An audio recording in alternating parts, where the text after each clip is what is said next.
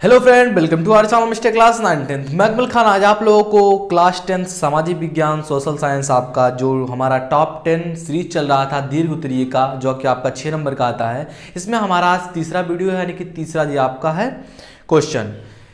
ये आपको मैं 10 इंपॉर्टेंट क्वेश्चन दे रहा हूँ 2021 के पॉइंट ऑफ व्यू से, जो आपका एग्जाम में है। पक्का इसमें से कुछ 2 क्वेश्चन आपके आते हैं, एक क्वेश्चन लिखना रहता है इससे। तो अगर आप देखेंगे वीडियोस तो आपको जरूर मदद मिलेगा और एग्जाम में आप अच्छा स्कोर करके आएंगे। तो चलिए वीडियो के साथ बने रहते हैं और देखिए क्वेश्चन आपका है कि 18वीं शताब्दी के अंत में हुए उन परिवर्तनों का वर्णन कीजिए जिन्होंने ब्रिटिश के स्वरूप को बदल दिया, ब्रिटेन के स्वरूप को बदल दिया।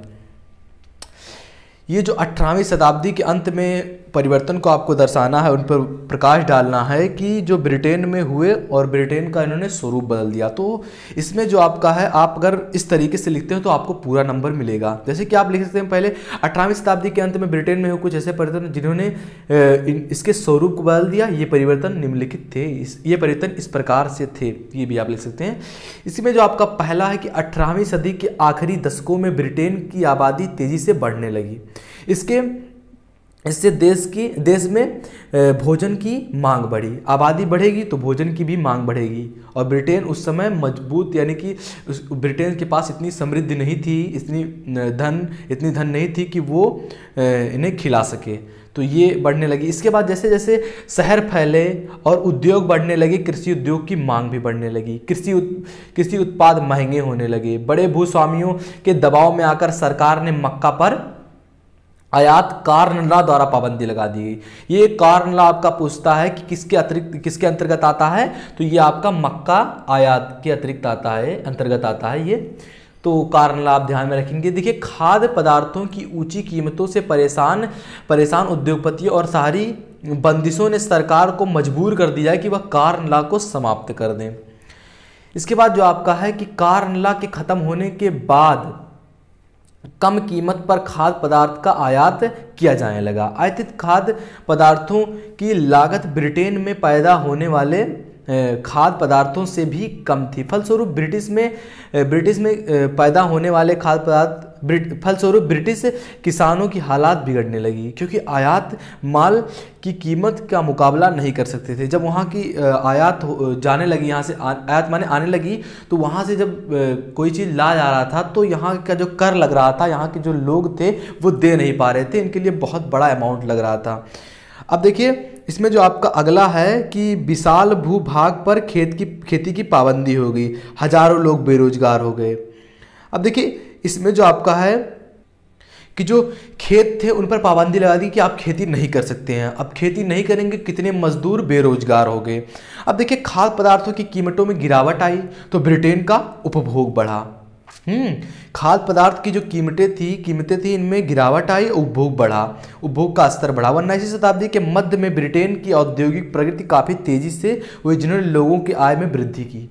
अब देखिए, यहाँ वृद्धि, वहाँ तो आप गिरावट आ रही थी, लेकिन इसके बाद देखिए यहाँ 19वीं सदी के मध्य में ब्रिटेन की औद्योगिक जो प्रगति थी वो काफ़ी तेजी से बढ़ी, जिससे लोगों की आय में वृद्धि हुआ।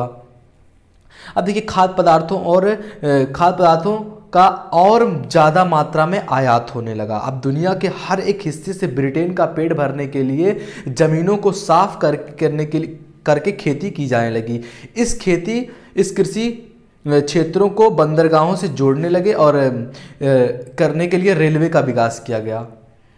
दुनिया के हर एक हिस्से से, मतलब वहाँ जब सुने कि ब्रिटेन की हालत इतनी ख़राब है तो लोग इसको अपनाने के लिए बंदरगाहों से जोड़ने लगे, अपने कृषि उद्योग को बंदरगाहों से जोड़ने लगे।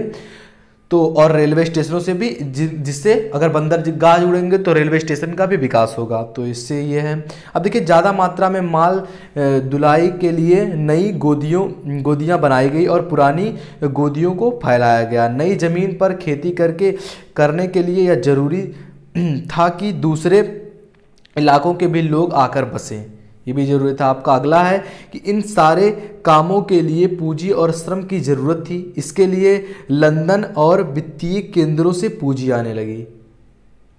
अब देखिए, 1890 तक तकनीकी परिवर्तन हो चुके थे। भोजन किसी आसपास के गांव या कस्बे से नहीं बल्कि हजारों मील दूर से आने लगी थी। यानी कि 1890 तक तकनीक में परिवर्तन हुआ और भोजन दूर दूर से आने लगा। अब देखिए, अपने खेतों पर खुद काम करने के लिए किसान की खाद पैदा नहीं कर रहे थे, और अब यह काम भी औद्योगिक मजदूर करने लगे थे, जो संभवतः हाल में ही वहां पहुंचे थे। खाद्य पदार्थों को एक जगह से दूसरी जगह तक पहुंचाने के लिए रेलवे का इस्तेमाल करने लगे।